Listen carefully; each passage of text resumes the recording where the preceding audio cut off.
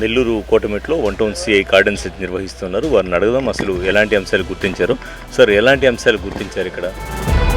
ఈ ఏరియా యాక్చువల్గా ఇంతకుముందు బాగా ట్రబుల్ మంగల్ ఏరియా అండి. మన ఎస్పీ గారు వచ్చిన తర్వాత ఎంత విజన్ మేడం గారు ఉత్తర్వుల మేరకు ఫ్రీక్వెంట్గా నైట్ విజన్ పెంచాం. ఇక్కడ బీట్లు నెంబర్ ఆఫ్ ప్లేసెస్లో ఇవి కూడా పెట్టాం.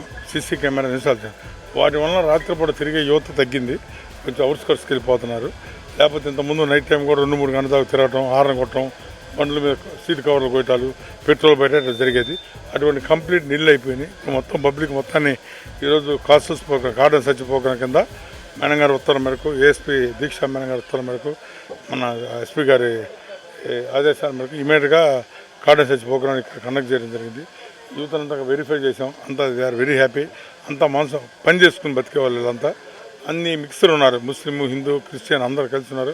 చాలా హ్యాపీగా ఉంది. ఇంటర్నల్గా తిరగడం కూడా, పబ్లిక్తో కూడా ఈ ప్రోగ్రామ్ బాగా డైరెక్ట్గా ఇంటరాక్ట్ అవ్వడం.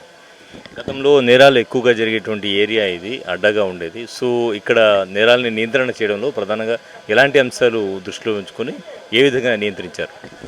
ఒకటండి, friendly police, interactive with public, వచ్చిన బాగా రిసీవ్ చేసుకోవడం, వాళ్ళ సాధక బాధలు వింటే మనకి డెఫినెట్గా వాళ్ళు పోలీస్ స్టేషన్ అప్రోచ్ అవుతుంది. పోలీస్ స్టేషన్ అనేది పబ్లిక్ ప్లేస్. అది పబ్లిక్ కోసం నియమించారు కనుక వాళ్ళు ఎల్లవేళ ఎప్పుడు వెల్కమ్. వాళ్ళని వచ్చి మనం ఎంతైతే బాగా రిసీవ్ చేసుకున్నామో ఇప్పుడు మన కొత్తగా ఈ గవర్నమెంట్ వచ్చిన తర్వాత పబ్లిక్ అప్రోచింగ్ ఈజీగా ఉంది. పోలీస్కి 112 కాలు బాగా ఉపయోగించుకున్నారు.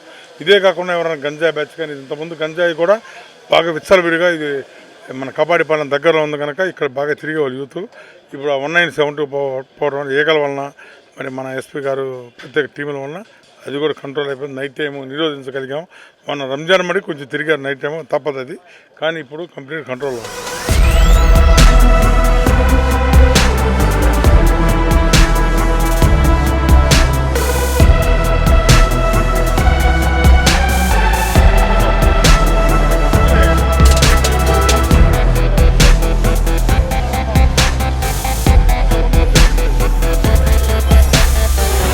మహిళలకు కూడా కౌన్సిలింగ్ ఇస్తూ తిరిగారు. మహిళలకు ఎలాంటి కౌన్సిలింగ్ ఇచ్చారు?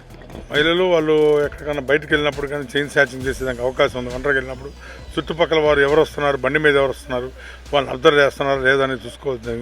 అదేవిధంగా పిల్లలు జాగ్రత్తగా ఉండాలి. చదువుకునే పిల్లలు గుట్టొచ్చి బ్యాట్ వచ్చి మరియు వాళ్ళ కాలేజీ పంపించారు, వాళ్ళ ప్రవర్తన మరియు సోషల్ మీడియాకి ఫోన్ ఎంత వాడుతున్నారు అనేది కూడా అబ్జర్వ్ చేసుకోవాల్సింది వాళ్ళు తెలియపరిచారు. స్పెషల్గా చిన్నారులని ఇంటరాక్ట్ అయ్యారు చిన్నారులతో. సో కారణం ఏంటి? అంటే నేను ఇంతకుముందు గవర్నమెంట్ టీచర్ పీఈటీని, అందుకే చిన్నపిల్లలంటే బాగా ఇష్టం. వాళ్ళతో మాట్లాడుతున్న స్వార్థం లేని జీవితం అది ఒక హ్యాపీనెస్ ఉంటుంది.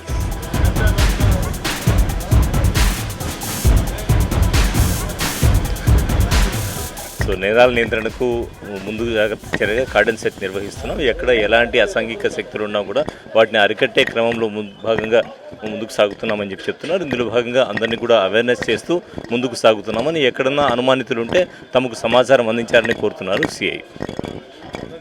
కెమెరామెన్ మహేష్తో హుసేన్, సాస్ టీవీ, నెల్లూరు.